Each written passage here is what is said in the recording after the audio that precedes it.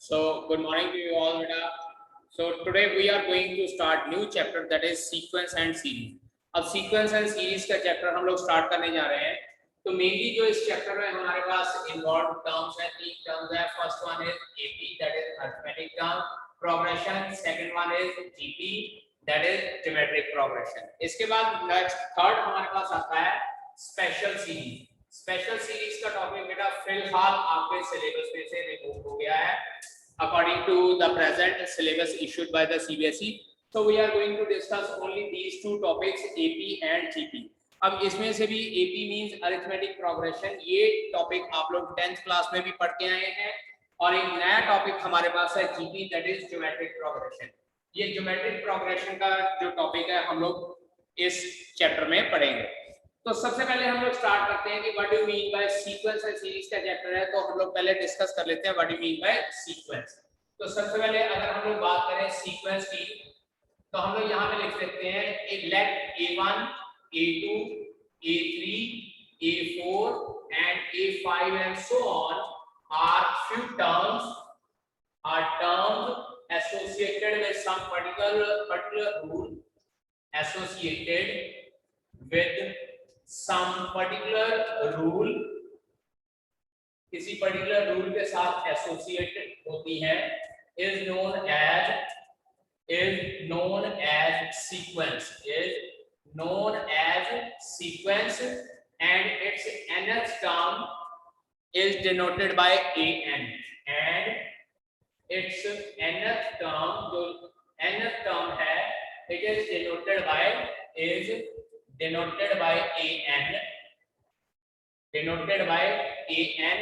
and is also called the general term of the sequence, and is also called general term of sequence, और बेटा एक बात याद रखिएगा कि जनरल टर्म वो टर्म होती है जहां से हम लोग कोई पर्टिकुलर n की वैल्यूज वगैरह पुट करके हम लोग जो है different terms of the sequence find out कर सकते हैं. ठीक है जी. अब इसके बाद नेक्स्ट हमारे पास इसमें टर्म है सीरीज. तो अब सीक्वेंस तो हम लोगों ने बेटा पढ़ा कि A1, A2, A3 and so on are known as sequence, और सीक्वेंस की जनरल टर्म an होती है. तो सीरीज क्या होती है बेटा जी? हम लोग यहाँ पे करते हैं late A1, A2, A3 and so on, an are different terms of a sequence,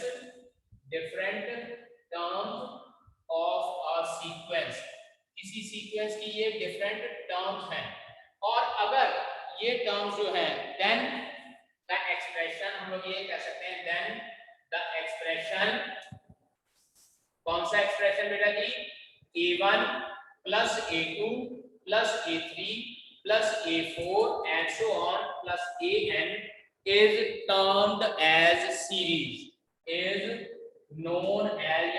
termed as series, और इसको हम लोग क्या बोलते हैं? सीरीज बोलते हैं. ठीक है जी. मतलब क्या है कि अगर हमारे पास कोई सीक्वेंस है तो सीक्वेंस में जनरली हम लोग जो है कॉमास के साथ डिफरेंट टर्म्स को डिनोट करते हैं, लेकिन अगर हम लोग सीरीज की बात करें तो सीरीज में हम लोग क्या करते हैं, जो सीक्वेंस की डिफरेंट टर्म्स है उनको हम लोग एसोसिएट करते हैं विद प्लस साइन या विद माइनस साइन. ठीक है. तो इसका मतलब this is the difference between sequence and series की सीक्वेंस में हम लोग ज्यादातर टर्म्स को कॉमास के साथ डिनोट करते हैं, और सीरीज में हम लोग टर्म को प्लस या माइनस के साइन के साथ रेफर करते हैं. और कोई भी सीक्वेंस या सीरीज हमारे पास इनफाइनाइट भी हो सकती है और फाइनाइट भी हो सकती है. फाइनाइट के केस में अगर हमारे पास कोई particular number of terms given हो, और इनफाइनाइट के केस में अगर हमारे पास नंबर ऑफ टर्म्स काउंटेबल ना हो. ठीक है जी. So this was the introductional part of the chapter sequence and series. अब इसमें से क्या है कि फर्स्ट एक्सरसाइज बहुत इजी है. फर्स्ट एक्सरसाइज में हम लोग को क्या गिवन है कि जनरल टर्म गिवन होगी and we have to find out the sequence according to that general term. Let us suppose कि आप लोगों को an की वैल्यू गिवन है और आप लोगों को ये कहा गया कि find out the first 5 term या find out first 10 terms of the given sequence. तो करना कुछ नहीं है, सिंपल जो an की वैल्यू गिवन होगी उसमें हम लोगों ने n की वैल्यू 1 2 3 4 5 एटसेट्रा पुट करनी है, and we have to find out the value of the sequence. So let us start exercise 9.1 of this chapter, sequence and series. Now let us start exercise 9.1. First question देखिए यहाँ पे given है कि an is equals to, first question an is equals to n plus 2 नहीं n into n plus 2। इसी तरह से second question है हमारे पास an is equals to n over n plus 1। Then third question हम लोगों को गिवन है an is equals to 2 raised by n, and fourth question given to us is an is equals to 2n minus 3 divided by 6। अब यहाँ पे पहले 6 questions में कहा हुआ है कि we have to find out the first 5 terms of each of the following questions। जो नीचे हम लोगों को क्वेश्चन गिवन है इन सबकी हम लोगों ने पहली 5 टर्म्स फाइंड आउट करनी है। ये हम लोगों को चार सीक्वेंस गिवन है और उनकी जनरल टर्म्स गिवन है। तो अगर सीक्वेंस फाइंड आउट करनी है तो जी क्या करना है, simply put n is equals to 1 2 3 4 5 here, 1 2 3 4 5 here and so on in all the questions। So I am going to write down put n is equals to 1 2 3 4 and 5, क्योंकि first 5 terms करनी है so we are going to put n is equals to 1 2 3 4 and 5। तो यहां से a1 कितना आ जाएगा बेटा, 1 into 1 plus 2 that is 3। उसके बाद a2 is equals to 2 into 2 plus 2, ये हो जाएगा 2 plus 2 4, 4 2s are 8। After this a3 is equals to 3 into 3 plus 2, 3 into 5 will become 15। a4 is equals to 4 into 4 plus 2, that is 6 4s are 24। and after that a5 is equals to 5 into 5 plus 2, ये हो जाएगा 7 5s are 35। therefore first 5 terms are कौन सी हो जाएगी, 3, 8, 15, 24, 35। और बेटा याद रखिए हम लोग को ये टर्म्स ऑफ सीक्वेंस कही हुई है फाइंड आउट करने के लिए, और जब टर्म्स ऑफ सीक्वेंस कही है we have to apply comma sign along with all the terms. अब सिमिलरली यहाँ पे भी n की वैल्यू 1 2 3 4 5 पुट करनी है, so will write down put n is equals to 1 2 3 4 and 5। तो a1 is equals to 1 by 2, इसी तरह से a2 is equals to 2 by 3, n की वैल्यू 2 पुट करेंगे। a3 is equals to 3 by 4, a4 is equals to 4 by 5 and a5 is equals to 5 by 6। so first 5 terms are यहाँ पे बेटा क्या हो जाएगा, 1 by 2, 2 by 3, 3 by 4, 4 by 5 and 5 by 6। now let us talk about this third question। put n is equals to 1 2 3 4 and 5। a1 is equals to 2 raised by 1, answer 2। a2 is equals to 2 raised by 2, answer 4। a3 is equals to 2 raised by 3, answer will be 8। a4 is equals to 2 raised by 4, answer 16। मतलब 4 बार 2 को multiply करना है। and then a5 is equals to 2 raised by 5, that is 32। so therefore first 5 terms are कौन सी हो जाएगी, 2 4 8 16 and 32। ठीक है जी। अब इसके बाद फोर्थ क्वेश्चन, फिर से वही बात, n की वैल्यू 1 2 3 4 5 पुट करनी है। So put n is equals to 1 2 3 4 and 5। a1 is equals to 2 minus 3 over 6 minus 1 by 6। a2 is equals to n की वैल्यू जब 2 पुट करेंगे 4 minus 3 over 6 1 by 6 हो जाएगा। a3 3 पुट करते हैं 6 minus 3 over 6 that is 3 over 6, cancel out करना चाहते हैं तो इसको लिख सकते हैं 1 by 2। a4 is equals to 8 minus 3 over 6 that is 5 by 6 and a5 10 minus 3 over 6, answer comes out to be 7 by 6। Simple से क्वेश्चन है, you have to put just the values of n is equals to 1 2 3 4 5 and then you can find out the required answer। ठीक है। Fifth question है an is equals to -1 raised by n minus 1 into 5 raised by n plus 1। चलिए start करते हैं। n value, put n is equals to 1 2 3 4 and 5. a1 आ जाएगा बेटा -1 की power 1 -1 into 5 raised power 1 plus 1. अब यहाँ पे -1 की पावर 1 -1 यानी कि -1 की पावर 0 हो जाएगी। और बेटा अगर किसी की पावर 0 होती है तो उसका आंसर हमेशा 1 होता है। So it will be 5 raised power 2, that is 25. Then a2 is equals to -1 raised power 2 -1 5 raised power 2 plus 1. यहाँ पे -1 की पावर 1 आ जाएगी, so answer will be -5 raised power 3, it is -125. ठीक है। Then a3 is equals to -1 raised power 3 -1 5 raised power 3 plus 1, that is -1 की power 2, -1 की power 2 plus का sign हो जाएगा, it will be 5 raised power 4. Answer comes out to be 625. Then a4 -1 raised power 4 -1 5 raised power 4 plus 1 -5 raised power 5. ये हमारे पास आ जाएगा 3125. And then a5 is equals to -1 raised power 5 -1 5 raised power 5 plus 1, and it will become 5 raised power 6. So it will become 5 5 are 25, 5 are 125, 625, 3125, 15,625. So therefore first 5 terms are 25, 125 minus का, 625, यहाँ पे बेटा minus का sign आएगा, -3125 and plus का 15,625. ठीक है। इसी तरह से बेटा सिक्स्थ क्वेश्चन जो है an is equals to n into n square plus 5 divided by 4. आप लोगों ने n की वैल्यू 1 से लेकर 5 तक पुट करनी है and you can find out the resultant answer. अब इसके बाद 7th ऑनवर्ड जो क्वेश्चन है, 7th क्वेश्चन में बेटा हम लोगों को ये कहा गया है find out the terms indicated in each of the sequence from question 7 to 10 where nth terms are.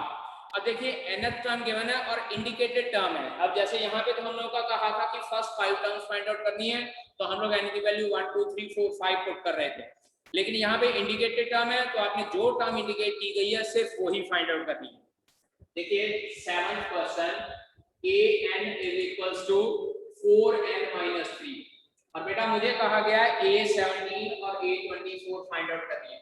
So a17 is equals to 4 into 17 minus 3. 17 4s are 68. 68 minus 3 65. And then a24. It will be 4 into 24 minus 3. 96 minus 3 comes out to be 93. So these two are its answer, क्योंकि हम लोगों को सिर्फ indicated term find out करनी है। इसी तरह से 8th क्वेश्चन देखिए n square over 2 raised power n.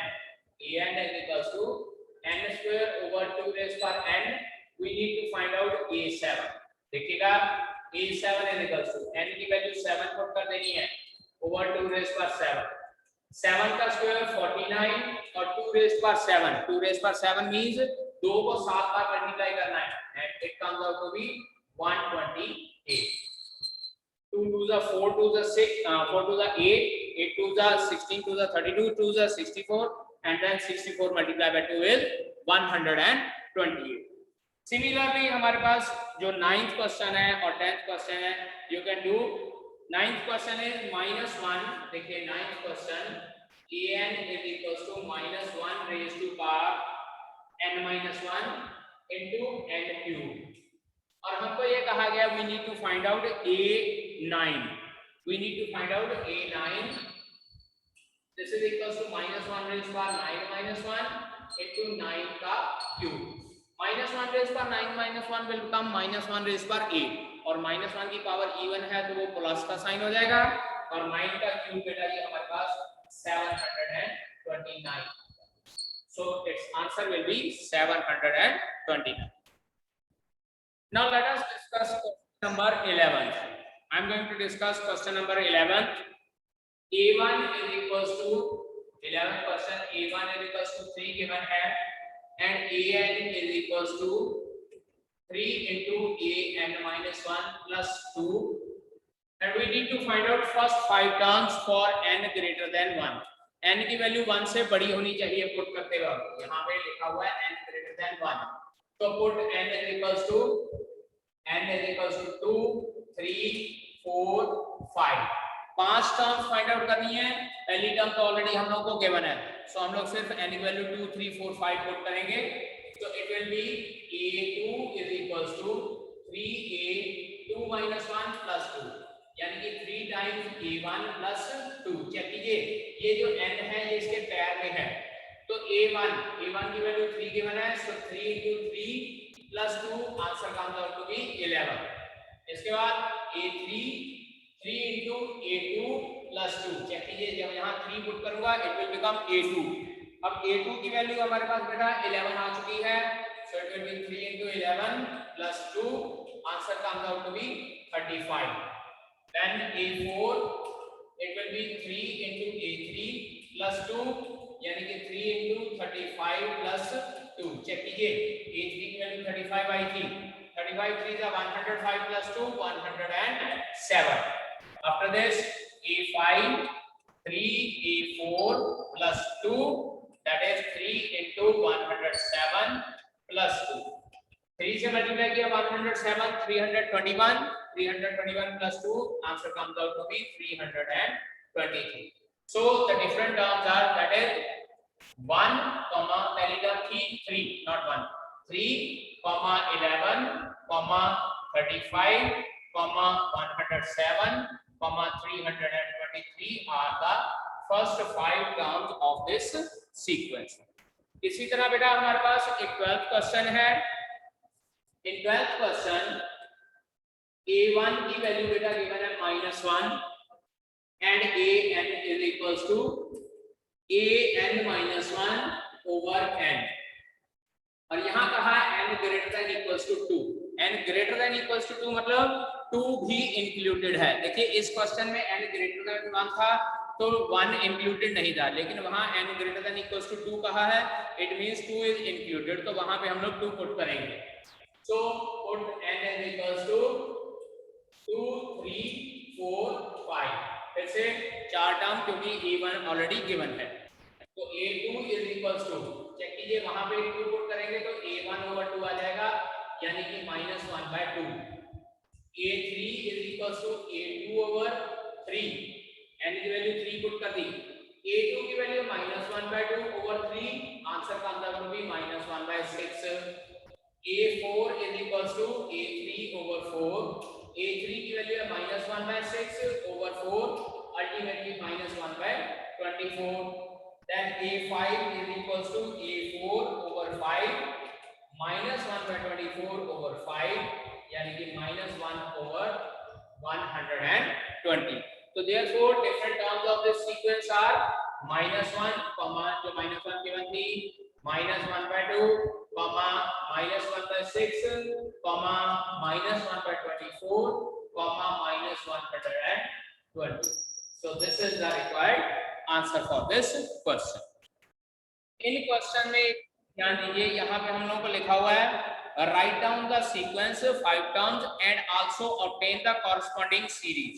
और also obtain the corresponding series क्या है कि यहाँ पे मैं पहले सीक्वेंस को लिख दिया, और अगर कॉरस्पॉन्डिंग सीरीज को लिखना है तो सिंपल सी बात है, 3 plus 11 plus 35 plus 107 plus 323। मतलब क्या है कि सारी टर्म्स को प्लस के साइन के साथ एसोसिएट कर देना। इसी तरह से यहाँ पे भी जब हम लोगों ने कॉरस्पॉन्डिंग सीरीज लिखनी है तो देखिए मैं यहाँ पे लिख रहा हूँ -1 plus -1 plus -1/2 plus -1/6 plus -1/24 plus -1 over 120। मतलब क्या है कि जब भी आप लोगों ने सीक्वेंस लिखने को कहा है तो कॉमा से लिखना है, लेकिन अगर सीरीज से लिखने को कहा है then you have to write down with plus minus sign. ठीक है। In question number 14 given that a1 is equals to a2 is equals to 1, a1 और a2 दोनों की वैल्यू हम लोग को 1 गिवन है जैसे मैंने बताया, और उसके बाद an is equals to यहाँ लिख लेते हैं साइड पे, चलिए ये लिख लेता हूँ, an is equals to an minus 1 plus an minus 2 given है। यानी कि अगली दो टर्म्स पिछली दो टर्म्स के सम के बराबर है। अब इसके साथ बेटा हम लोग को ये कहा गया है find out the value of an + 1 over an। मैं यहाँ पे साइड में लिख लेता हूँ an + 1 over an for n is equals to 1 2 3 4 and 5 for n is equals to 1 2 3 4 and 5। चलिए पहले बात कर लेते हैं, मैं इसको बाद में देखते हैं, पहले यहाँ पे डिस्कस करते हैं। n की वैल्यू 1 पुट करते हैं for n is equals to 1, क्या बनता है हमारे पास a2 over a1। देखिए n की वैल्यू 1 पुट की तो 1 + 1 ये मेरे पास हो जाएगा a2। उसके बाद n is equals to 2 यहाँ पुट करते हैं तो a3 over a2 आ जाएगा। n is equals to 3 it implies a4 over a3। n is equals to 4 it implies a5 over a4। n is equals to 5 put करते हैं तो it implies a6 over a5 है। अब बात करते हैं, देखिए a2 over a1, चलिए a2 की वैल्यू 1 गिवन है, a1 की वैल्यू 1 गिवन है, मेरा आंसर आ गया 1। लेकिन अब अगर मैं बात करूं a3 over a2, मेरे पास a3 तो है नहीं, सिमिलरली a4 over a3, ना a3 है ना a4 है, a5 a6 भी नहीं है। तो अब बाकी की टर्म्स का हम लोगों ने कैलकुलेशन किस तरह से करनी है। So I am going to do calculation from here. अब यहाँ पे देखिए सबसे पहले अगर यहाँ पे उसने कहा है कि n greater than 2 है, इसके साथ देखिए n greater than 2 है, मैं यहाँ पे क्या करता हूँ put n is equals to 3। n is equals to 3 तो a3 मेरे पास कितना आ गया बेटा a3 - 1 plus a3 - 2 यानी कि a2 plus a1, और a2 plus a1 दोनों की वैल्यू 1 + 1 गिवन है। मेरे पास a3 की वैल्यू कितनी आ गई बेटा जी 2। अब a3 की वैल्यू 2 आ गई, यहाँ पे पुट कर देता हूं मैं 2 over 1, answer comes out to be 2। अब इसके बाद n is equals to 4 तो it implies a4 is equals to a3 plus a2। a3 की वैल्यू 2 आ गई थी, a2 की वैल्यू 1 गिवन है, answer comes out to be 3। यहाँ देखिए a4 की वैल्यू कितनी आ गई 3। अब मैं यहाँ पे पुट कर देता हूँ 3 over a3 की वैल्यू बेटा कितनी थी 2, यहाँ पे पुट कर देते हैं। सो a4 over a3 is equals to 3/2। अब इसके बाद n is equals to 5, it implies a5 is equals to a4 plus a3। a4 की वैल्यू 3 है, a3 की वैल्यू 2 है, answer comes out to be 5, यानी कि a5 की वैल्यू हो गई 5 और a4 की वैल्यू ये निकली हुई है 3। यहाँ से पुट करके 5/3 निकाल लेंगे। And after that n is equals to 6, it implies a6 is equals to a5 plus a4। a6 मेरे पास कितनी आ जाएगी, यहाँ पे देखिए a5 की वैल्यू 5, a4 की वैल्यू थी 3, answer comes out to be 8। तो अब यहाँ पे a6 की वैल्यू हो गई 8 और a5 की मेरे पास निकला हुआ है 5। और वैसे भी देख लीजिए जब मैंने आपको बताया था कि इस सीक्वेंस में क्या होता है, first 2 terms are 1 and remaining terms जो है पिछली टर्म्स के सम के बराबर होती हैं। तो देख लीजिए 1, 1, उसके बाद 2, उसके बाद 2 + 1 3, उसके बाद 3 + 2 5, उसके बाद 5 + 3 8। चेक कर लीजिए पहली दो टर्म 1, थर्ड टर्म मेरे पास 2 आ गई, देखिए यहाँ से फोर्थ टर्म 3 आ गई थी, फिफ्थ टर्म 5 आ गई थी, सिक्स्थ टर्म 8 आ गई थी। तो इस तरह से यहाँ से इस जो जनरल टर्म्स है यहाँ से हम लोग डिफरेंट वैल्यूज निकाल के इधर पुट कर सकते हैं एंड कॉरस्पॉन्डिंगली सीक्वेंस हमारे पास क्या आ जाती है 1, 2, 3/2, 5/3 and 8/5, and that is the resultant answer for this question। ठीक है बेटा, this was the last question of this exercise, first exercise of the chapter sequence and series। ठीक है जी, remaining exercise second exercise based on AP arithmetic progression जो हम लोग 10th class में पढ़ चुके हैं, उसके ऊपर बेस्ड फॉर्मूलेज डिफरेंट फॉर्मूले होंगे, nth term of AP, sum of n terms of AP, common difference, last term formula etcetera etcetera. ठीक है, इसके ऊपर बेस्ड एक्सरसाइज 9.2 होगी, that will be start in our next lecture. ठीक है बेटा।